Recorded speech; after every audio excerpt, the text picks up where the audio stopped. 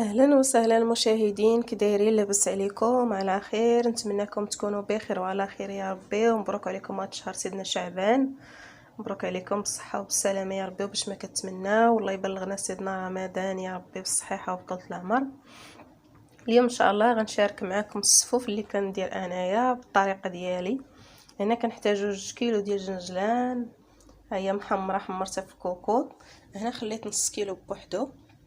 هنا عندي 2 كيلو ديال اللوز حتى هما حمرتهم في الفران. هنا عندي 3 كيلو ديال الطحين حمرتهم في الزنقه الفران ديال برا. هنا عندي كيلو ديال الكاوكاو، هنا قليته. هنا شويه ديال داك اللوز شويه للتزيين. هنا رابعه ديال حبه حلاوه حتى هي رابعه صغيره. هنا النافع حتى هو رابعه صغيره.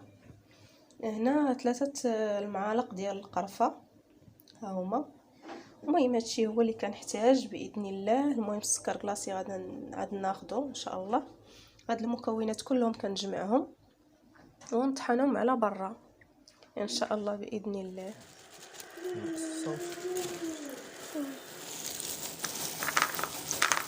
نتوما كي كتشوفوا هنا بعد ما وريت معكم المكونات، دابا غنجمع كلشي في بانيو ونخلطهم.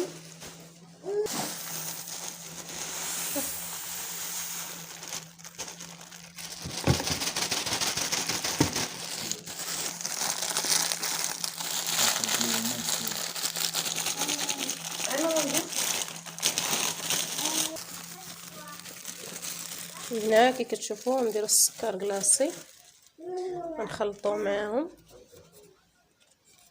القرفه راني درتها، بقى غير النافع حتى هما طحنتهم حتى هما غنديرهم.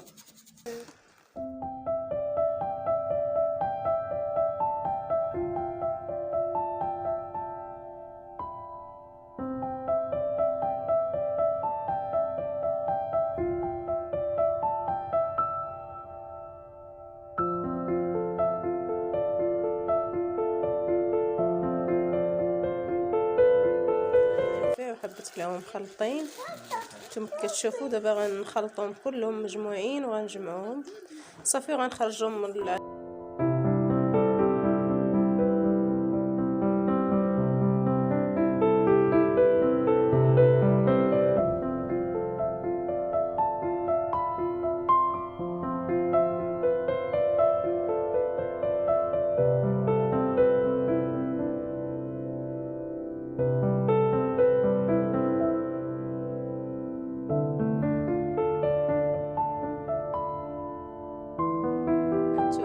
كي كتشوفوا الصفوف وجد بعد ما جمعت المكونات كاملين وطحنتهم على برا. نتوما كي كتشوفوا يعني جا معلك، جا مزيان.